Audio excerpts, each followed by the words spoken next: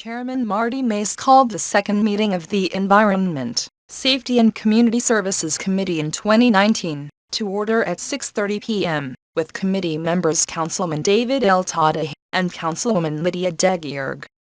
Motion by Degierg, second by Tadej, to approve the minutes of the Environment, Safety and Community Services Committee meeting of February 27, 2019, as prepared and submitted.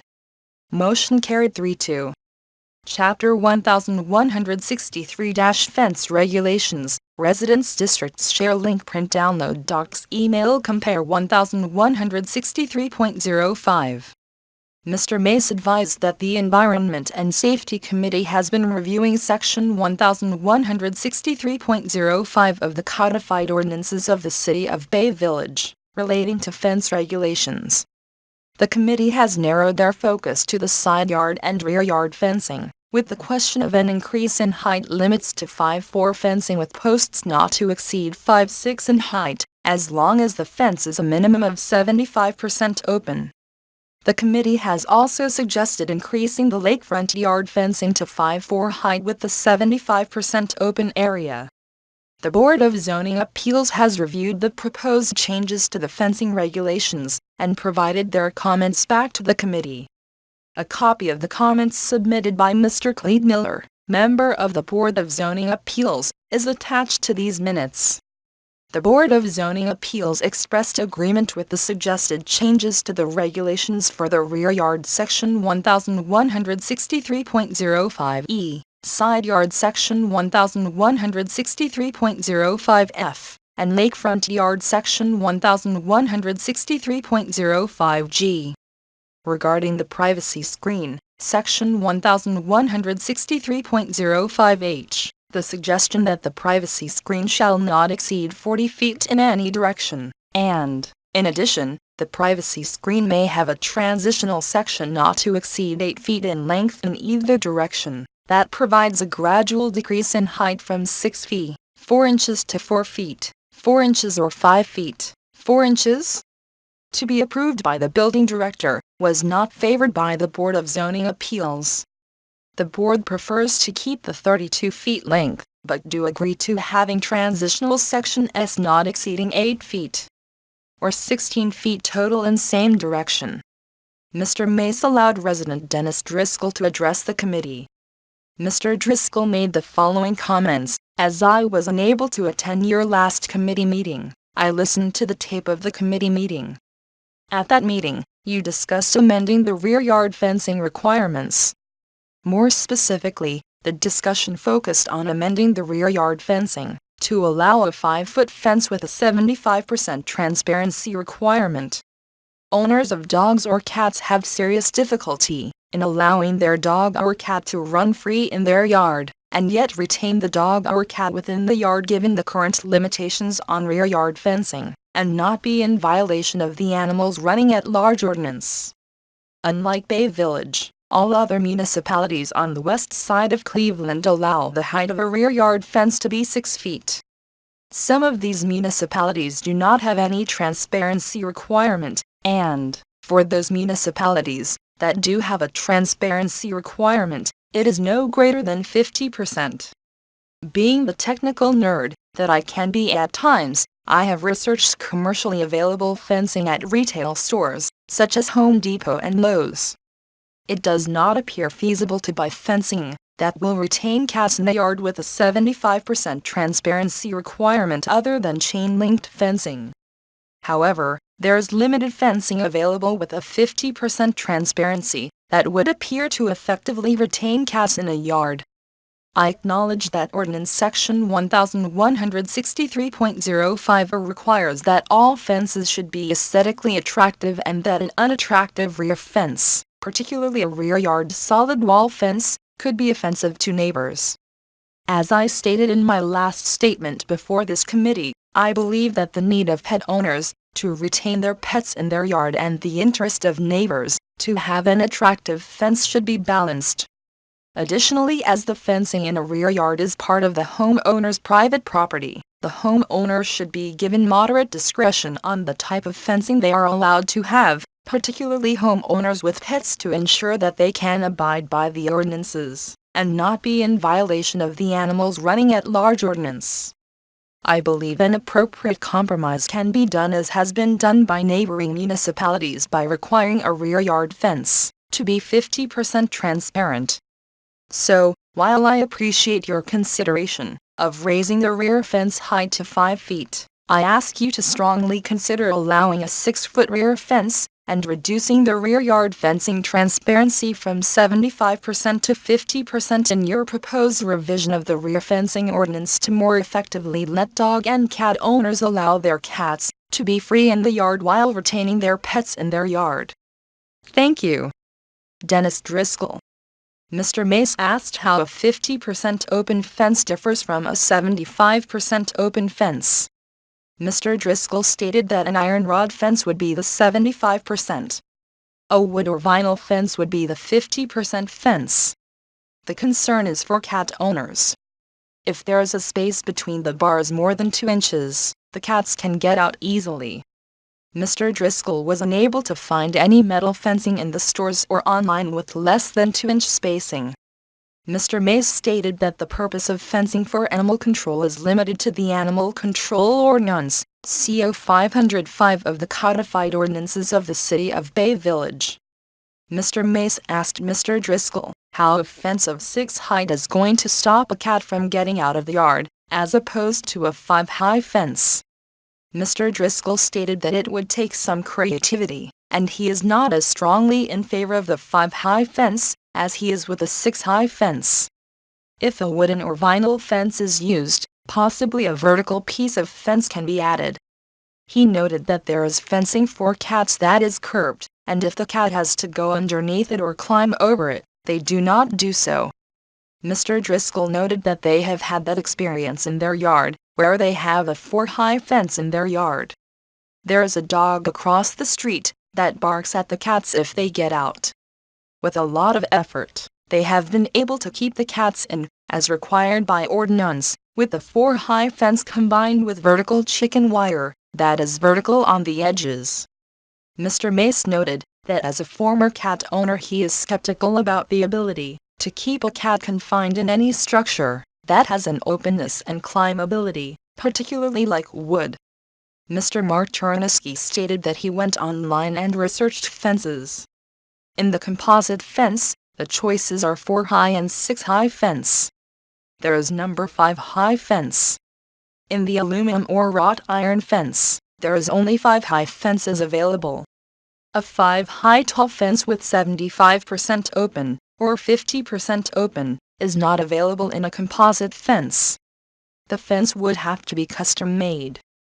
Mr. Chernisky stated that his position is to allow the 6-high fences and the 4-high fences, because they are readily available. Let the rear yard and side yard be as it may, as a solid fence or board-on-board fence. Mr. Chernisky noted that he is a proponent of a 6-high fence in the backyard. Mr. Mace asked if the fences Mr. Chernisky researched are 50% open. Mr. Chernisky stated that the fences are either board-on-board or solid fence. Mr. Mace asked Building Director Tuck Muckla for his thoughts, noting that the committee is trying to prevent the corral-type feature around the city. Mr. Tuck Muckla stated that his personal feeling is that he is against anything taller than what is now permitted in the city. He does not like the idea of boxing yards in. As far as what they have at Home Depot and Lowe's, you can get composite fences that are 50% open. The 75% open fence will be limited to a very high-end, expensive, metal 5-high fence. The fence would have to be custom-made. 6-foot-high fences and 4-high fences are common. They can be purchased as a composite fence, open to 50% for the 4-high fence, but not 75% for any height. Mr. Driscoll commented that all other municipalities, including Rocky River, which is comparable to the City of Bay Village, allow 50% visibility on the 6 rear yard fence. The 5-high fence has to be 25% open. These fences are the type where the lattice work runs across the top of the fence. Councilwoman Steinbrook asked how council came to this exercise of reviewing the fence ordinance. Mr. Mace stated that there have been several times when the Board of Zoning Appeals has been approached for an appeal of the fencing ordinance and asked for direction from council. Also, there has been an increase in activities in backyards, with the popularity of outdoor kitchens and outdoor living in general. He noted further that 30% of the variances that are requested for fences are for the purpose of pet containment, and many are denied. Mr. Mace noted that the recent comments of the Board of Zoning Appeals indicate that the board is not in favor of increasing the 32 length of privacy fence to 40 length of privacy fence. Mr. Tadu stated that the Board of Zoning Appeals has stated that they did not think any change should happen.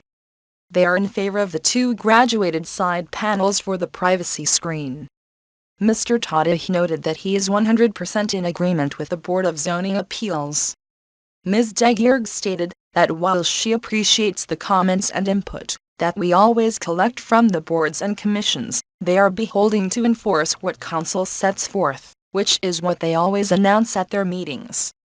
Ms. Degierg stated that she does not know if their words are being taken as residents, who are allowed to have that kind of input, or if council has to weigh the Board of Zoning Appeals opinion any heavier than a resident's opinion is weighed in this case.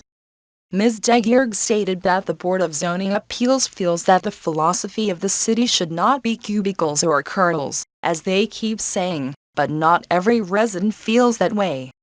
It is also a safety factor. A number of residents who contact Ms. Degierg say they cannot put up a fence, but want to because their neighbors' dogs are out, and they have little children they can't let outside. Others have contacted Ms. Degierg, who have said that they contacted their neighbor about the mess in their yard or their dog, and all it did was create hardship between the 2 neighbors. Mr. Mace stated that the 40 length was his suggestion based on the size of small lots on the east end of town. The yards are basically 50 x 150 and with the 10% maximum stipulation on the lot perimeter, and 10% of the 400 dimension brought the calculation to 40. This would mean adding one more section of 6 fencing to the 32 length now permitted. Mr. Mace stated that he felt there was a desire in the community to have a little more room for a section of 6 high privacy fence, based on the number of appeals that are filed. A 40 additional section, with an added declining section would be 50 of fencing, that is higher than 4 high around some of these smaller yards, accommodating those residents who would like additional privacy screening than our code currently allows. Mr. Barber stated that one of the comments of the Board of Zoning Appeals was that if the fencing is extended to 40 feet in length, and adding the transition of 8 feet on either side, there will be 56 feet of higher fence. Ms. Degierg stated that one of the items for discussion is the 6 high fences with a requirement that the top 2 feet be open. This would be 4 high privacy fence, and the top 2 feet with lattice work. This still creates a better semblance of privacy and keeps animals contained. The sample ordinances provided to the committee members contain this provision in some cases. Mr. Mace suggested that a 5 high fence with 1 foot of lattice over the top might be a better option for the top lattice feature. This may be worthy of consideration. Ms. Degierg noted this would be a compromise. Mr. Mace noted that the Clerk of Council has provided sample fencing ordinances from neighboring communities. Most of the cities who provided their ordinances are less restrictive than Bay Village with their fencing regulations. Bay Village's height limitation is probably the shortest of all the neighboring communities. Mr. Tadich noted that the Board of Zoning Appeals agreement with the transitional sections, not exceeding 8 feet, or 16 feet total in the same direction, as an extension on each side of a 32 feet privacy screen, is a significant extension and a big compromise. He is in agreement with their idea of allowing the transitional sections. Resident Cappy Mercer stated that not everyone in the city is going to go out and put up a 6 high fence, if permitted. Each person looks at their circumstances in their own yard. It is difficult to rubber stamp, because there are probably not more than 2 properties in the city that are exactly the same. She noted that the yard belongs to the property owner. The property owner has a reason for not wanting her dogs to jump over a fence, and it is not possible to keep the dogs in with the current restrictions. The City of Bay Village has the most restrictive fence ordinance, and the Board of Zoning Appeals will not grant a height variance based on the rules of council. Ms. Degierg stated that the summary of the fence requests spanning about 6 years indicate that there were 4 6-tall fence requests that were denied, and 2 6-tall fence requests that were tabled. To Ms. Mercer's point, if there is concern about everyone installing 6-high fences if permitted, the statistics of the requests do not enforce that concern. Mr. Tadu stated that those people that applied for variances were asking for an exception to the rule. There are other people that may have said they want to have a 6-tall fence, but can't and didn't go any further. So, you don't know how many people are really looking. Ms. Degierg stated that maybe you are talking about 20 people that didn't come forward. Mr. Tuk-Mukla stated that at least 75% of the population will put up a 6 fence. He stated that they come into the building department and ask if they can put up a 6-tall fence. Mr. Tuk-Mukla tells them they are restricted to 4-high fence. Mr. Tuk-Mukla tries to encourage them to go to the Board of Zoning Appeals, but most people don't. Mr. Barber stated that the chairman of the Board of Zoning Appeals tells them in a nice way that they will not get the variance, and asks if they want to withdraw. The statistics may not show the number of applications. Mr. Tada asked if there is a fee to apply for a variance. He was advised that there is a $50 fee, and Mr. Tada stated that this would discourage folks from applying for a variance. He agreed with Mr. Tuk-Mukla that 70 to 75% of the residents would apply for a 6-high fence, if permitted. Mr. Tuk-Mukla stated that there are cities that have more detailed fence ordinances, e.g., a 6-high fence over a certain percentage of the yard, a 6-high fence up to the rear lot line, and then steps down, as it comes to the front of the house, all the way to 3-high in the front. Some have gate height restrictions. He noted that there are ways of dealing with the regulations, other than just a uniform height restriction. Some regulations state that the further the side yard lot line is away from the house, the taller the fence can be. Next to the home the fence has to be 4 tall. Mrs. Steinbrook stated that the value of open properties in a city is being underestimated. People that are interested in fences are going to come to the city to learn of the regulations. But people that really value the openness of properties in Bay Village will not be heard from until the 6-high ordinance is in place, and a lot of fences start being installed. They will then ask what happened to the aesthetics of Bay Village. We are not taking that into consideration. Mr. Tadu stated that he received 5 telephone calls about fences, asking why this is being done, since the last meeting. And people don't know what we're doing. They are still asking if the library is being built. Ms. Degierg stated that a couple of years ago there was a Facebook poll and 126 people were in favor of 6-high fences, and 32 were not. Mr. Tadeh noted that is out of a city population of 16,000.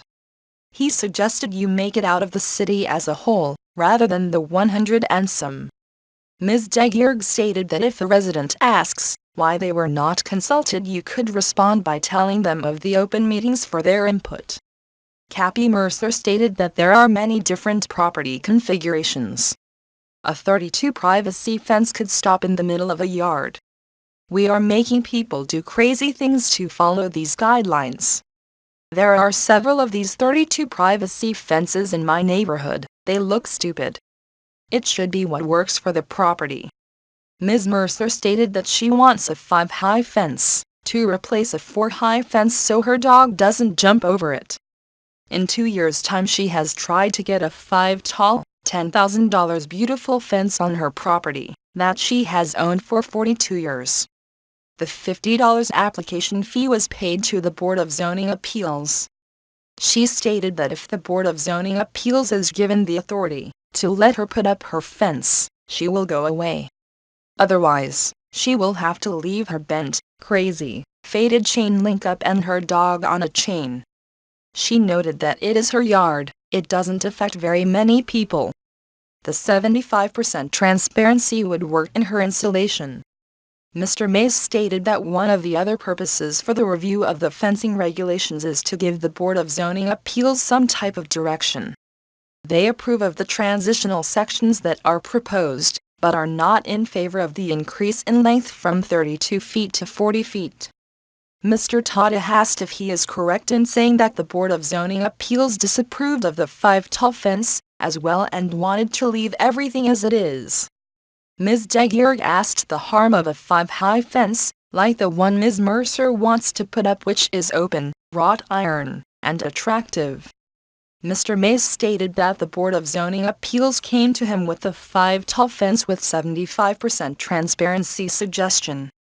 They are not against the proposed change. Ms. Degierg asked the logic to this request. Mr. Mace stated that the logic was that it would be more of the iron rod style, aesthetically favorable, and keeping away from the different styles of fencing. He noted that initially it was Mr. Jack Norton, the chairman of the Board of Zoning Appeals, and BZA member Terry Burke, that suggested the 5-high fence with the 75% transparency. Mr. Mace's suggestion, that he added, was increasing the 32 length in any direction for the privacy screen to 40 feet. Mr. Mace asked Mr. Tuckmuckla for an explanation of item H4 of Chapter 1163.05, which reads, "No privacy screen between 4 feet, 4 inches and 6 feet, 4 inches in height with fence posts maximum 4 feet, 6 inches and 6 feet, 6 inches in height respectively shall be installed closer than 10 feet from the adjacent neighbors' houses, except when specifically consented to, in writing by the neighbor, a copy of which shall be filed with the Department of Building Engineering and Inspection."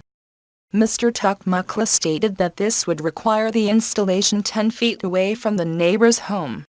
Mr. Mace stated that the city of Rocky River is having problems with people putting fences right on the driveway property line. Mr. Tuckmuckla stated that if you are closer than 10 feet, which is right on the driveway, there is only 3 feet between the 6-foot-tall fence and your house and you are looking out your window at the fence. Ms. Degierg asked if the intent could be for the new homes with adjoining driveways and the ability to open a car door.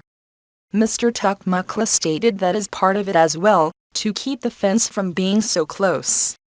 The idea of a privacy screen is more to be in the backyard so you are not screening your home. You cannot have a 6-tall fence along the side yard. The 6-tall fence is for the rear building line, and once it comes to the side it has to drop down to 4, as it gets past the house.